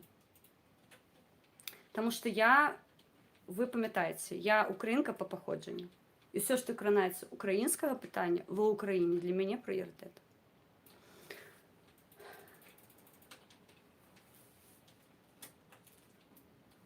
В тихому болоті, в Нарогів був Брейвік і Тоя. Так, згодна. Вітаю, пане Андрію. Вось на рахунак Вова мне піша: Алена, будь асцярожна, бо ва ўкраіне шмат габ'я і маска і маскавіцкага таксама. Вова, ну я шчыра кажу, прыйдзе час, ты будзеш смяяцца, як гэта ўсё тут вырашаецца пытанне насамрэч. Просто ну, ёсць рэчы, якія я не магу агучваць, гэта павязана. Ахаха, у нас тут таке весілля на Зеленського. Джекстеллер, гэта ваше украінскае пытанне. Я магу вас падтрымаць або не падтрымаць. Па-першае, я заўсёды дотрымлівалася таго, што ну, не гледзячы на тое, што я украінка па паходжанню, утручацца ва ўкраінскія справы я не маю права. У мяне няма права голасу на гэтай зямлі, я не маю права крытыкаваць вашы выбары, вы гэта зрабілі, і ну, вось гэтае пытанне, яно застаецца ў плашчыні украінцаў. То бок тут я ведаю, як паміж сабой украінцы спрачаюцца, але ўсё ж такі я датрымліваюся такой нейтральнай пазіцыі, да, што я беларуска, у мяне пашпарт, і зараз пашпарт, хто там не ў курсе, грамадзяніна Рэспублікі Беларусь. Я не брала украінскае ВНЖ, хаця гэта справа ну, некалькіх дзён. Я не атрымлівала пастаяннае месца жыхарства, хаця ну, зноўку неабходна разумець, што для мяне гэта як два пальца аб асфальт, да? Гэта пытанне месяца, мабыць, трошкі больш, але па паходжанню я украінка, і тут у законе спакойна трактуецца, што я маю права у любую хвіліну звяртуцца ў дзяржаўную міграцыйную службу з праханнем пастаяннага месца жыхарства па нараджэнню. Я гэтым не карыстаюся, я не брала гэтыя опцыі.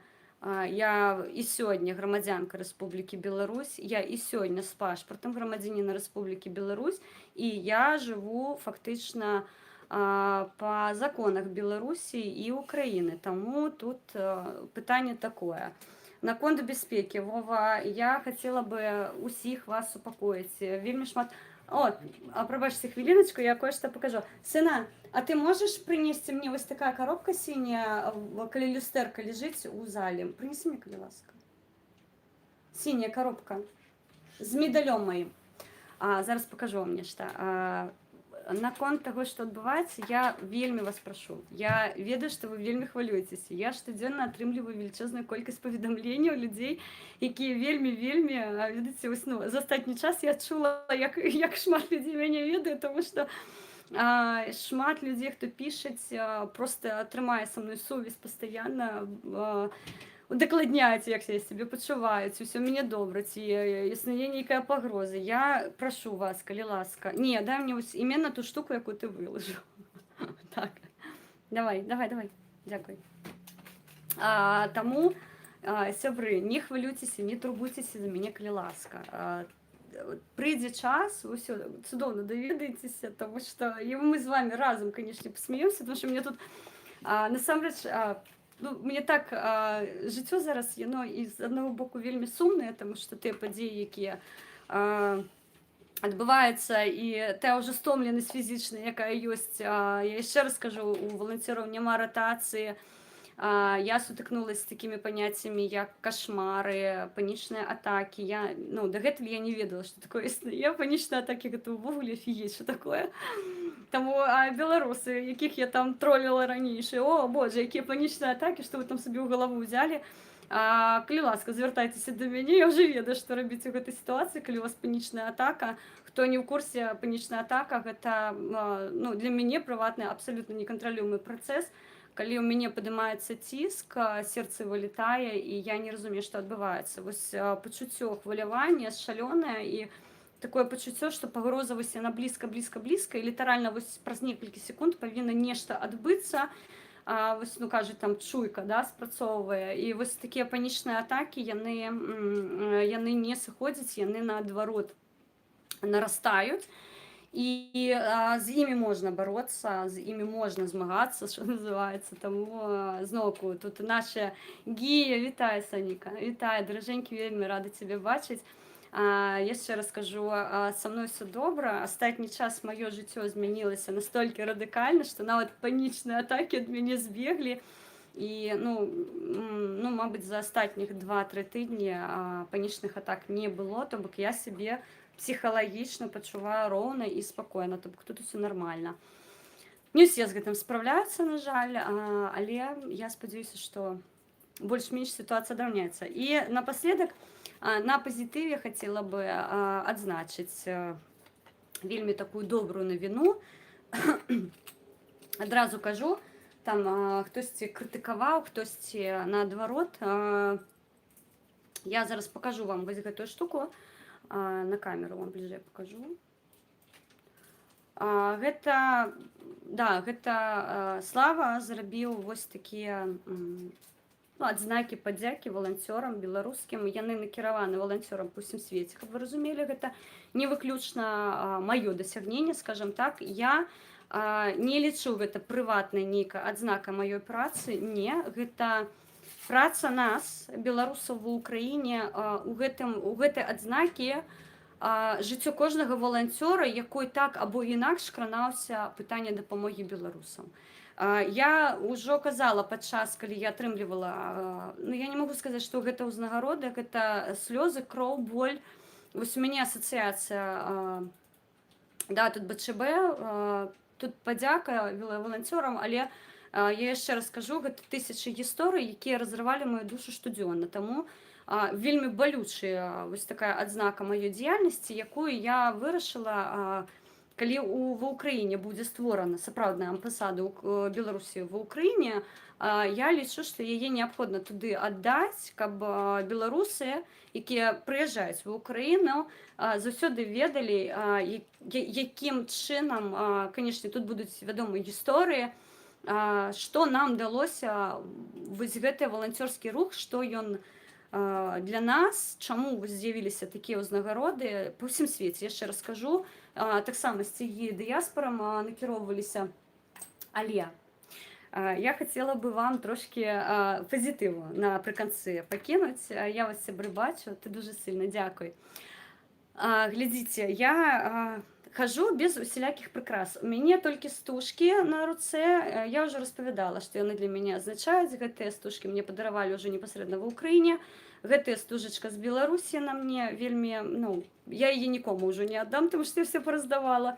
Вось, і гэты бранзалет зрабіла моя мама, калі я цікала ад аўтазаку. Я дагэтуль на Майдане ўзяла вось такую стужачку, і я калі бегала ад аўтазака, я яе загубіла, і мама, каб я не ныла, зрабіла мне вось такой бранзалет. І відвочна, што вось гэта адно з тых, што я забрала з Беларусі, то бок гэта украінская гісторыя, гэта беларуская. Яна для мяне вельмі важлівая. І я не нашу ўвогуле ніякіх бранзалетаў. І так апынулася, што я ў Беларусі хадзіла ў бабуліных кульчыках, у мяне асабістая гісторыя з імі, але я баялася, што мяне калі затрымаюць, паколькі яны мне вельмі важлівыя былі ў той час. Ну і зараз, канешне, я іх вырашыла, што я іх перахаваю, яны зараз схаваныя, я не скажу, дзе у каго. І я іх зняла, таму што я баялася, што калі мяне возьмуць, мне прыйдзецца іх зняць, і вось гэтая памяць пра яе, яна можа знікнуць. І я адмовілася насіць кульчыкі, я вызваліла свае вушкі, яны ў мяне былі такія, без нічога. Вось, калі я прыехала ва ўкраіну, я адчула, што ў мяне вушы пачалі зажываць, гэта хуткая гісторыя, і я набыла сабе, вось тут у мяне, пабачыце, вось такой маленькі гвоздзік ёсць. Гэты гвоздзік, гэта самае таннае, што можна было знайсці ў магазине, капеечка. Яны каштавалі літаральна там, смешныя грошы, мабыць, гривень, мабыць, 15-20, я не памятаю. Просто дзеля таго, каб не зажылі вуха, я купила сабе, у мяне доўгія былі праблемы, тому што золата надзвычайна, я в Беларусі насіла пастаянна адны тыя ж кульчыкі, іх не мяняла, і вуха мае доўгі час прывыкалі к тому, што офігеть, а дзе золата, што ты тут нам нейкую фігню падсоўваеш. Вось, і шчыра кажу, адзін з, скажу, добрых знаёмай, калі даведаліся пра праблему, мне падаравалі вось такія кульчыкі новыя, бачыце, да? Я заўсёды казала, я не нашу золата, таму што ў мяне толькі бабуліны кульчыкі былі залатымі, ўсё рэшта ў мяне асацыяцыя да золата вельмі дрэнная, і там у сілу сваіх прыватных абставін золата я адмовілася насіць, і вось чалавек, які мне падараваў гэтую прыгажосць, я, мабыць, зараз нават трошки так вам прывату дам, гэта такая асабістая гісторыя ў маім жыцці. Вось чалавек, якая мне гэта падаравала, пад зялёныя вочы абралі каменьчык, яны з срэбра. У мяне вуха рэагуюць на срэбра добра, то бок яны адчуваюць метал і, ну, шчыра кажу, не гнаяцца, не з'яўляецца ніякіх дрэнных. Там бываюць такія, што і гнайнікі, ну, то бок, гадасць. Не, яны рэагуюць абсалютна спакойна. Зараз дайце на камеру так. Бачыце, да? То бок гэта зялёны каменец такой, пад мае вочы зялёныя з такім намёкам, каб я адчувала сябе добра. Але гэта не галоўна. Я проста перад гісторыяй, чаму цікава вось жыццё разгартаецца, трошкі прыватнага вам паведамлю. І вось я нашу гэтыя кульчыкі, ўсё ў мяне добра, мне яны вельмі падабаюцца, яны вельмі зручныя, яны не цяжкія абсалютна. Вось, ну і ўсё, ну і тэму з прыкрасамі я зачыніла, да, то бок ніякіх кольцаў, вы бачыце, у мяне няма там бранзалету, нічога такога. І тут мне звоніць Слава і кажа: Алена, тут у мяне для цябе ёсць адна справа. Я кажу: Слаўка, што адбылося? Ён кажа: слухай, тут такая гісторыя. Адна моя падпісчыца, яго падпісчыца, яна выйграла на стрым-аўкцыён быў, або я не ведаю, я папрашу, калі яна мяне пабачыць, калі ласка, ну, там, звяжыцеся са мной, калі ласка. Нікнейм Хелен Мінская праз улітку, тэлеграм, ўсё як звычайна. І вось яна выйграе на стрым-аўкцыёне, або аўкцыёне, або нешта такое. Вось яна выйграе прыкрасу, і Слава мне кажа: Алена, яна вырашыла падараваць яе табе. Я была ў шоке, я расплакалась, шчыра кажу, я не стрымала слёз просто, таму што гэта не проста прыкраса. Вось кожная рэч, яна мае сімвал. Як гэтыя кульчыкі, да,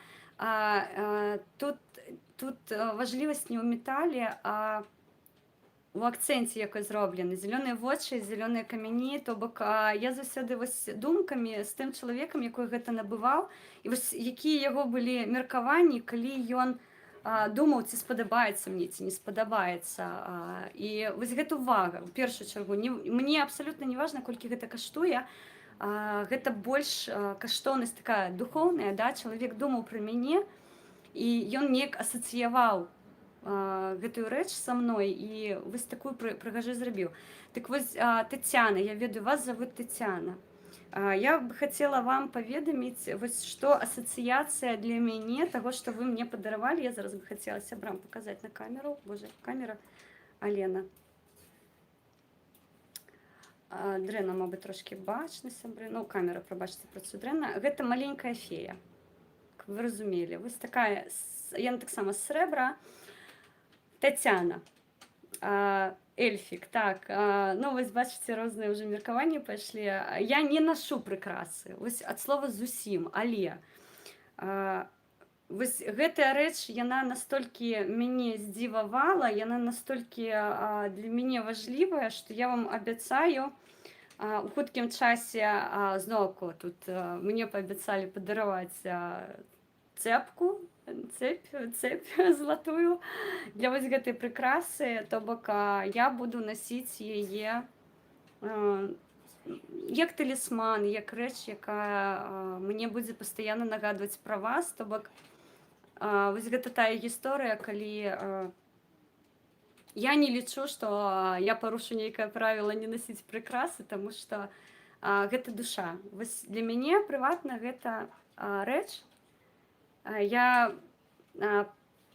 праз сябе прапусціла гэта ўсё, я дзесьці адчула вас, што вы думалі ў той хвіліну, калі прымалі рашэнне вось гэтую рэч накіраваць мне, і што вы хацелі такім чынам да мяне данесці. Я паймала гэта ўсё, і вось я не ведаю, каму што падабаецца. Для мяне гэта маленькая фея, камусьці эльфік, камусьці, мабыць, будзе нешта такое асацыявацца не з вельмі такімі добрымі пачуццямі. Але вось гэтая рэч, яна будзе заўсёды са мной, пакуль яна на біркі, таму што няма на што фізічна падчапіць, але калі я сказала, што ў мяне няма на чым насіць, мне паабяцалі, што гэтае пытанне ў хуткім часе будзе зачынена. Вось мяне чарговы падарунак чакае, а вашая прыкраса будзе заўсёды са мной. І нават зараз я, калі яе трымаю ў руках, я ў галаве трымаю тых людзей, якім, мабыць, патрэбна зараз вось той маленькай феі дапамога. Таму, сябры, ніколі не апускайце нос. У нас шмат слёз, у нас шмат бяды. Ва ўкраіне, дзе я знаходжусь, нягледзячы на ўсе прапановы выехаць у Канаду, у Польшчу, у Нямецчыну, на сённяшні дзень, шмат нам прапануюць опцый, я хацела бы адзначыць вельмі важлівую рэч. Першае, я дома, я українського походження. Якщо необхідно буде взяти зброю в руки і стати поруч з своїми побратимами, я це зроблю. Я до цього готова. І морально, психологічно, і фізично. Я не з'їду більш з дому, з хати, як я це зробила в Білорусі. Україна дала мені можливість працювати і по українським, і по білоруським питанням. Дзесьці за мяжой гэтай краіны гэтага больш не атрымаецца, таму што я з статусу памочніка трапляю ў статус бежанца. Я гэтага прапусціць не магу, таму што я лічу, што я буду менш карысная, калі я буду сама на датацыях, мабыць, на падтрымкі кагосьці.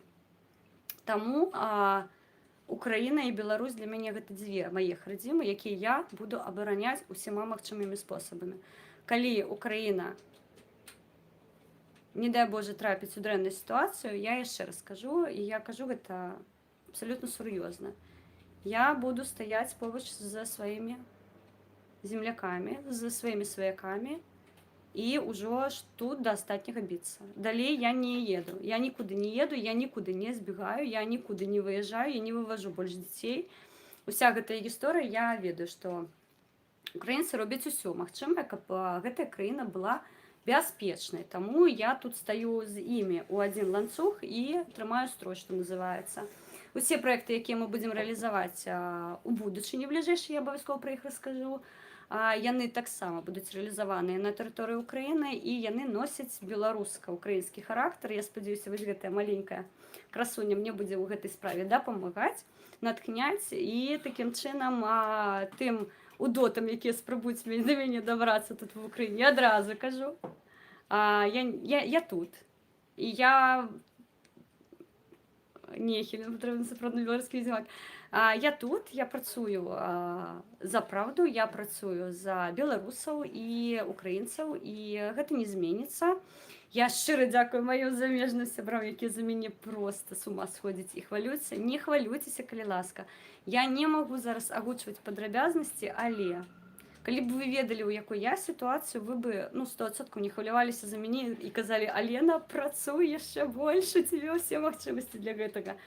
Таму прыбралі ўсе страхі, прыбралі ўсе там гісторыі, якія вы можаце там, мабыць, уявіць сабе, што могуць адбыцца. Не можа адбыцца, і гэта дакладна ведаю. Вось, і на всяк выпадак я заўсёды кажу, я не збіраюся суіцидам займацца. У мяне, тым больш, што ў мяне зараз вось такое натхненне ад Тацяны, за што я ёй вельмі ўдзячна. Я яшчэ раз скажу, гэта такія рэчы, якія матывуюць вельмі моцна, гэта душа людзей, гэта думкі людзей, якія я атрымліваю ў выглядзе вось такіх паведамленняў. Я не заклікаю людзей, людзі, я вас умаляю, я не нашу прыкрасы, калі ласка. Да, вось гэта я буду насіць з задавальненнем, але не патрэбна мне больш нічога дараваць, таму што я не фанат, я не з катэгорыі жанчын, якія будуць цягацца па ювелірных магазинах, охаць-ахаць. Абсалютна, я ў ювеліркі была астатні раз дзеля таго, каб падчысціць мае сяброўкі рэчы, то бок у мяне вось гэтага яно адсутнічае. Абсалютна, я роўна стаўлюся. Вось такое яно нясе для мяне большую каштоўнасць, чым любое кольцо з дыямантам, паверце мне. Таму я застаюсь в Украіне, я нікуды не выязджаю, і людзі, якія за мяне хвалююцца, не хвалюйцеся, і, канешне, набіраемся сіл, і не забывайце, рэзюмірую. Вельмі важліва пісаць лісты. Вельмі важліва далучацца да валанцёрскага руху, таму што нам неабходна ратацыя. Мы не ўсесільныя, не ўсемагутнія. Я працую як на зямлі, так і за мяжой. У мяне велічэзная колькасць праектаў, якія частка схаваныя. Мы з Олекса не раз гэта казалі, што, на жаль, ёсць рэчы, якія мы не можам сёння агучваць, таму што яны проста банальна ставяць пад пагрозу жыццё людзей на зямлі. Але праца гэта не спыняецца. Падтрымайце, калі ласка, дысідэнты, распаўсюдзьце пра іх інфармацыю, напішыце іх гісторыю. І вось гэта тая суполка, якая зараз адна з невялічкай колькасці, якая надае нам магчымасць падтрымліваць сем'і ў Беларусі і фарміраваць харчавыя пакункі палітычным зняволеным, розную дапамогу, рознага характару даваць. Таму, калі ласка, дысідэнт, не кідайце іх, звярніце на іх увагу, распаўсюдзьце іх сайт на сваіх пляцоўках, паглядзіце людзей, мабыць, вы знойдзеце там людзей, у якіх няма храніцеля, іх там вельмі шмат. Вы можаце стаць храніцелем. Гэта не будзе каштаваць там сумасшедшых коштаў на месяц, не. Вы можаце папоўніць рахункі гэтым людзям. Алена, хвалюючыся за цябе, мы сыходзім з беларускай рэчаіснасці і з таго, што робяць гэтыя пачвары.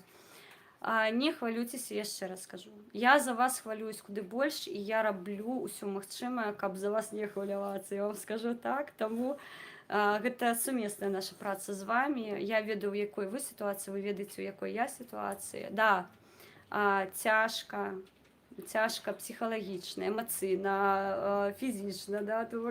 Вчора я там о 3 гадзине ночі размаўляла па беларускіх пытаннях, а сёння 9 ранку я ўжо ляцела на сустрэчу. Ну, гэта жыццё, яно такое, трэба гэта спрымаць именно так. Ёсць пэўныя рэчы, якія мы не можам змяніць зараз, але давайте трымаць у галаве, ўсё гэта робіцца дзеля таго, каб мы сябе ў будучыні пачувалі лепей. А ніводнае маё дзеянне накіравана на тое, каб пагоршыць стан кагосьці, або абразіць кагосьці, або спсаваць жыццё камусьці. Не, абсалютна, у гэтым пытанні я сацыяльны чалавек, і мне чым лепей вам, тым лепей я пачуваю сябе. Таму, калі ласка, яшчэ раз, прыбралі ўсе гэтыя хваляванні, турботы наконт таго, што я тут, о боже мой, што можа быць, усё добра. Абсалютна, і людзі, якія знаходзяцца ва ўкраіне, да іх прыцягнута зараз увага, і я не магу сказаць, што, мабыць, гэта лепшае, што магла зрабіць Украіна, але, ну, шчыра кажу, па сваіх магчымасцях яны робяць усё дзеля таго, каб мы не ставілі пад пагрозу сваё жыццё. Пра гіб'ё я ведаю цудоўна, не распавядаю. Мне, мабыць, можна ўжо гэтую інфармацыю агучыць. 2 чэкістаў мы адправілі на Нямецчыну, таму што мы тут іх выявілі. Гэта Нарскіна і Кудзінов, каму цікава, можаце загугліць. Мы іх публічна вскрылі, гэта 2 кансервы, якія гулялі па сетках. Мы іх публічна вскрылі, мы надалі інфармацыю па сетках.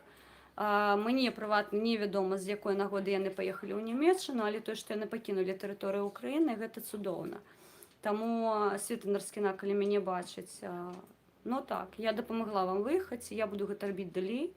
Таму што такіх Свет Нарскіных, я так разумею, ва ўкраіне хапае, і мы будзем дапамагаць ім неспакойна пачуваць сябе ў свеце, таму што кожная ваша ідзея будзе выяўлена, і тое, што вы супрацоўнічаеце з рознымі структурамі федэрастаў, гыбні беларускай, гэта ўсё будзе, тым больш зараз базы адчынены, у нас увогуле рукі развязаныя, мы можам ідэнтыфікаваць на месцах людзей, таму гэта сітуацыя ўся зразумелая. Па якіх структурах вас выдварылі з Украіны, або вы самі з'ехалі, мне дакладна невядома, але мне падаецца, што мы зрабілі добрую справу, адправіўшы 2 чэкістаў у Нямецчыну, а там далей з вамі няхай разбіраюцца. То бок, ну, гэта ўжо па-за кампетэнцыяй нашай працы тут. Так што ўсё спакойна. Гыбню не баюсь. Таму што, слухайце, ось, ну, па таму чэкісту, якой паляваў каля хостела з рацыі. Ідыёты проста. Сябры, я не ведаю, ці вы бачылі на канале «Быць добру» Славы Сікоры ёсць відэа, дзе пад хостэлам стаіць нейкі ідыёт з рацыяй з вухамі. Карацей кажучы, ну мы ідэнтыфікавалі гэта як чэкіст беларускі або не беларускі, а мабыць рашыст, не ведаю. І тут яшчэ праца нам тут прадстаіць высветліць гэтага чалавека, хто ён, што ён, як ён, але ну, калі яны вось так рукажопа працуюць, на мой рэспект, што я могу сказаць. Но будзем неяк рэагаваць. Я проста паясню некаторы нюанс. Нам не патрэбна звяртацца да кагосьці дзеля такого, как набыць, не набыць інфармацыю, а надаць інфармацыю. Мы робім гэта праз нашы рэсурсы. Вось, Свету Нарскіно мы вскрылі ў чаце антыкрызіснага цэнтра «Беларускі дом», дзе яна публічна сказала, што яна супрацоўнічае з структурамі Рашкі. Вось, гэта ўсё ёсць, гэта ўсё ў чатах збераглося. Каму цікава, можаце ў антыкрызісны зайсці, паглядзець, там такая ёсць нікнейм Слава, як мы яе там разводзілі, якім чынам мы яе там дапытвалі з Олексай, што яна робіць у Украіне. Мы смяяліся да слёз, просто калі яна просто там дзіч была, сябры, я вам шчыра кажу, можаце азнаёміцца, паглядзець. Вось такім чынам Слава здымалі хлопцы каля хостэла невядомага чалавека. Зараз па ім інфармацыя гуляе ў сетках. Я ўпэўнена, што здойдзецца з дзясятак людзей, якія правядуць дзеанон і напішуць, хто гэта насамрэч ужо напісалі, але мы чакаем яшчэ там, ён не адзін быў, мы чакаем інфармацыю па іншых. То бок, калі чэкісты думаюць, што у нас нейкія там малявы, яшчэ нешта такое, вот дурныя, у нас ёсць інтэрнэт, і тут ён вольны. Вось, таму інфармацыя, калі чэкісты знялі, там, падаецца, 2 хвіліны разніца была паміж тым, як знялі і выклалі ў сеткі. Мы так і робім. Мы распавядаем пра вас інфармацыю публічна, мы не збіраем у нейкі кошык, там, ціхенька, мы зараз так папрацуем і распавядзем. Не, калі ў нашай поле зору трапляе чалавек, якой прадстаўляе пагрозу прыватна нам, мы павінны звярнуць да яго ўвагу, а ўжо ўсе рэшта рэагуюць. Я ведаю, што нашы чаты бачаць, яны адчыненыя, таму тут усё, што называецца воля такая, служба, у якія працуюць, хто сачыць за сітуацыяй, хто рэагуе. Но я яшчэ раз скажу, мы у паблік вскрылі вось гэтую мадам, і праз некаторы час мне прыйшло паведамленне, што а хто гэта такая, ты ж яе ведаеш, у вас там сутычка з яе была. Я такая, опа, з Нямеччыны прыляцела інфармацыя, што яна ўжо там. Я нават не ведаю, калі яна выехала, дапамаглі ёй, не дапамаглі, я не ў курсе. Але, гэта такая сітуацыя, увесь яе кейс, ён публічны, абсалютна, можна захадзіць, чытаць, знаёміцца з ім, мы нічога не хавалі, мы аніводнае паведамленне не выдалялі, мне падаецца, таму у любым выпадку у нас ёсць запісы з чату, у нас ёсць скрыны з чату, відавочна, што мы такую справу фіксавалі, таму што яна можа быць важлівай і ўратаваць кагосьці. Яшчэ раз скажу, мы гэта робім не з мэтай кагосьці знайсці, а калі ў нашае поле зору трапляе чалавек, якой прадстаўляе пагрозу для іншых, мы лічым неабходным яго трошкі пашчыпаць і азнаёміцца з яго персонай. І час ад часу да нас трапляюць такія незразумелыя персанажы, і мы не разумеем, што яны робяць. То бок, усё, зноў кажу, мы не суддзі, мы не прокуроры, мы не даем інфармацыю, што іх там неабходна судзіць або яшчэ нешта. Мы проста падаем інфармацыю, што ў нашай поле зора трапіў чалавек не вельмі бяспечны. Таму малявы, ксівы, метады урок узведены ў ранг дзяржпалітыкі на Рашцы і ЛОС. Так. Таму я кажу яшчэ раз, усё, што мы робім, яно публічнае, вы гэта бачыце, вы гэта ведаеце, не заўсёды атрымліваецца асабіста зараз выходзіць у эфіры, але мы робім усё магчымае, каб данесці да вас інфармацыю. Все, сябры, я вас люблю, дзякую вам шчыра, Міхась ты самы, Руслан Дубовік, вітаю вас, сябры, дзякую, што Вова, трымайцеся, Норлі Ол, сябры мае любімыя даражэнечкі, Цень сонца, Гія, я вас люблю вельмі, я вас шаную, я за вас парву дупу, шчыра кажу. Рыгвал Польскі піша, скардзіцца на боцмана. Мабыць, я не валодаю інфармацыяй па ім у поўным аб'ёме, выключна тое, што гуляе па сетках, але Я не кранаю з гэтай гісторыі, не мне разбірацца, шчыра кажу, таму я ні добра, ні дрэнна пра іх не кажу. Гэта справа ўкраінцаў, і я ў іх, шчыра кажу, не лезу, мне гэтая тэма абсалютна не цікава. Андрію Біченко, вітанечка, вітаю, вітаю вас. Вітаю і адразу вітаю і да пабачэння. Леший, вітаю! Я буду за вас галасаваць, піша Леший. Дзякуй, шчыры. Ірина Санtaрович, вітаю вас. Не даруем, абсолютно згодна. Потрібна гага, пилоти таракану. Згодна. Ой, Александр Беспалов, слухайте, не бачила свого сябра. Саша, вітаю. Чула, что вы были в месте, где я народилася, але я тэрытарыяльна была далёка ад вас, і, на жаль, бачила стрим з паном Васілём, і нешта мы з вами не перасекліся ў гэтым полі. На жаль, але прызначаю вам сустрэчу, калі глядзіце мяне. Вельмі рада была бы сустрэцца і паразмаўляць, таму што шмат чаго змянілася за гэты час. Ветрас адзінокі піша, Байден прапануе дэкларацыю таракану і клапоў. Дзякуй, дзякуй Джо Байдену, насамрэч, вось тыя санкцыі, якія ўмоўна не працуюць, мы іх бачым. І гэта вельмі пасіляе нашу пазіцыю. Таму, як в Україні кажуть, лупайте ту скалу, вам Бог памагае.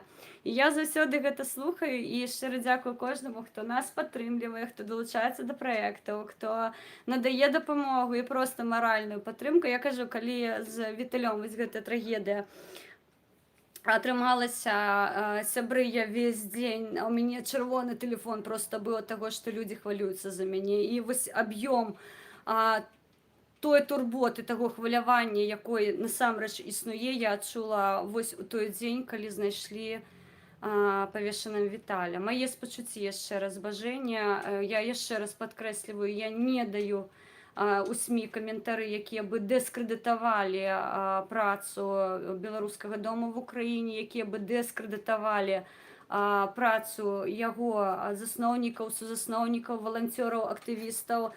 Гэта, насамрэч важлівая гісторыя, таму што, яшчэ раз скажу, у нас няма манаполіі на дапамогу, кожны робіць ад сябе ўсё магчымае. Таму, безумоўна, нашыя спачуцці, мы спадзяемся, што расследаванне будзе ў хуткім часе праведзена, усе тыя, хто вінаваты ў арганізацыі гэтага злачынства, будуць пакараныя, і Украіна нарэшце агучыць нам іх імёны і прозвішчы. Таму, сябры, трымайцеся. У нас папераду шмат працы, у нас папераду вольная Беларусь, незалежная Беларусь. І, канешне, ўсё самае лепшае, увесь той скарб, якой зараз акумулюецца і ў Беларусі, і за мяжой, ён павінен павярнуцца дадому і рабіць ужо, што называецца, абапіраючыся на свой вопыт, усё магчымае, каб сінявокая была той прыгожай еўрапейскай краінай, дзе каштоўнасці, такія як жыццё і воля, былі галоўнымі. Мы гэтага прагнем, мы не хацім сваіх дзяцей адпраўляць на вайну. Я сваіх сыноў дзеля гэтага не нараджала. Я марыла, каб гэта былі другія Ілоны Маскі, якія будуць задаваць тон на будучыню. Давайте жыць гэтым. Я вас люблю. Шчыра вам дзякуй. Борітеся і поборете, вам Бог памагае. Это Тарас Григорович Шевченко. Конечно. Жанна Грибцова, вітаю вас, і вымушана з вами обратно павітацца, тому што 1,5 гадзіны, гадзіны 40 мы знаходзімся ў эфіры. Я вас попрошу распаўсюдзіць стрым, дапамагчы дысідэнту. Зноўку забуду, але не абяцаю, але паспрабую дадаць рэсурсы дысідэнта пад гэта відэа. І, калі ласка, дапамагайце ім, тому што наша падтрымка, наша салідарнасць ім зараз вельмі неабходная. Я таксама падыму пытанне у дыяспарах, каб надаць дапамогу дадатковую палітычным зняволеным. Я так кажу, нібыта гэтага не было зроблена. Гэта, вядома, зроблена, але, мабыць, зараз час проста больш увагі звярнуць на гэты праект і перанакіраваць, скажем так, той рэсурс, які ў нас ёсць, на іх. Таму, актывісты, моя вялікая просьба да вас. Канешне, усе фонды працуюць дрэнна, і ўсе актывісты гаўно, але у нас з вами ёсць тры справы, якія тэрмінова неабходна зрабіць. Гэта вызваліць палітычных зняволеных, гэта правесці новыя сумленныя выбары і прыцягнуць да адказнасці ўсіх катаў. Не забірайце ў нас павестку. Не рабіце так, каб мы чыталі інфармацыю, якая не карысная, каб мы не звярталі ўвагу на дзеі, якія не з'яўляюцца прыярытэтнымі. Не забірайце у нас той час, якой бы мы маглі выкарыстаць якасна і накіраваць яго на дапамогу. Все, шчыры дзякуй, я вас люблю. Пабачымся хутка ў эфіры, мабыць, у такім фармаце, не ведаю. Баліць, але змагаемся. Як Слава паказвае Сікора, я паказваю трызуб. Слава Украіне! Жыве Беларусь! Беражыце сябе і да хуткай сустрэчы!